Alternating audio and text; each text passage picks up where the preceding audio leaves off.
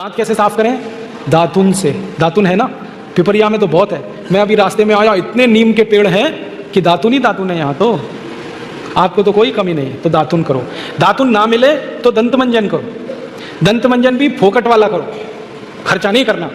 फोकट वाला दंत मंजन, घर में रसोई है, वहाँ पे हल्दी है, ले लो थोड़ी सी हल्दी, और सरसों का तेल है वो भी डाल दो उसमें, और थोड़ा सा नमक, तीनों को मिलाओ, दांत पे घिसो, सबसे अच्छा दंत मंजन। और एक दूसरा बताता हूँ, गाय है, गाय, उसका गोबर है, गोबर को जला दो। कैसे जलेगा? पहले सुखाओ उसको, छोटे कंडे बनाओ, फिर जला दो, तो राख निकलेगी।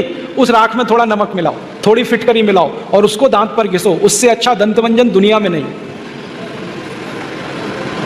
और एक तरीका बताता हूँ, नींबू है ना, नींबू हम सब्जी में निचोड़ते हैं, अब छिलका बच गया, इसको फेंकना नहीं, छिलके को उलट दो, अंदर का हिस्सा बाहर निकाल दो, उस पर नमक रगड़ के ऐसे ऐसे दांतों पे घिसो, दांत एकदम साफ।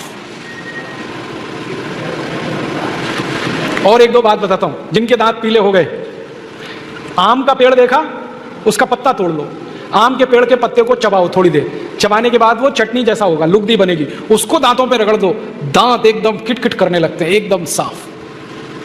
ये सब फोकट का इलाज है कि नहीं? अब एक जानकारी और देता हूं आपको, ये जो टूथपेस्ट होते हैं ना, कॉलगेट, क्लोजअप, पेप्सोडेंट, सिबाका, ये ज्यादातर टूथपेस्ट बनते हैं मरे हुए जानवरों की हड्डियों से। हमारे देश में हजारों कत्ल खाने चलते हैं, वहां गाय बैल भैंस को काटते हैं, उनका मांस बाजार में बिकता है, उन जानवरों की हड्डियों को टूथपेस्ट बनाने वाली कंपनियां खरीदती हैं, हड्डियों को धूप में सुखाते हैं, बोन क्रशर में डालकर पाउडर बनाते हैं, फिर उसी से पेस्ट बनता है, फिर उसी को हम मुंह में लगाते हैं रोज सवेरे ही सवेरे। और जिस दिन उपवास होता है तो जरूर भगवान की पूजा करते हैं, सवेरे सवेरे हड्डियों का चूरा मुंह में लगाते हैं। अभी कैसे प्रसन्न होंगे भगवान बताओ? बंद कर दो ये सब, अच्छा नहीं, ठीक है?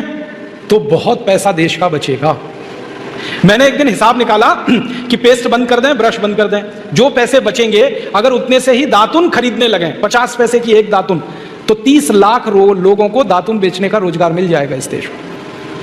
आप कभी बंबई जाना, बंबई के सब रेलवे स्टेशन में दातुन बिकता है, 1 रुपए का 2, 2 रुपए का 3। ये बंबई में हो सकता है तो पिपरिया में भी हो सकता है।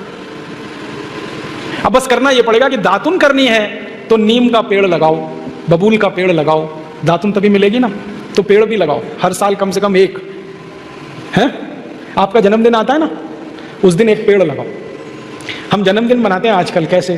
केक खरीद लाते हैं, फिर मोमबत्ती लाते हैं, फिर केक के चारों तरफ लगाते हैं, फिर दिया सलाई से जलाते हैं, फिर उसी को फूंक मार मार के बुझाते हैं। क्या मूर्ख लोग हैं, उसको बुझाना था तो जलाया क्यों? हमारे घर में जलता हुआ दीपक तब बुझाते हैं जब किसी की मौत होती है। तो जन्मदिन हुआ कि मरण दिन, तो मत मनाओ। तो कैसे मनाएं जन्मदिन? एक पेड़ लगाओ उस दिन। और मैं तो ये कहूंगा, जितने जन्मदिन हो गए ना उतने पेड़ लगाओ। मान लीजिए 14 साल पूरे हो गए तो 14 पेड़ लगा दो। कहाँ लगाएंगे? घर के सामने लगा दो, घर में जगह नहीं तो पड़ोसी के घर में लगा दो, दोस्ती हो जाएगी। और पेड़ तो रहेगा जिंदगी भर, आप तो चले जाओगे।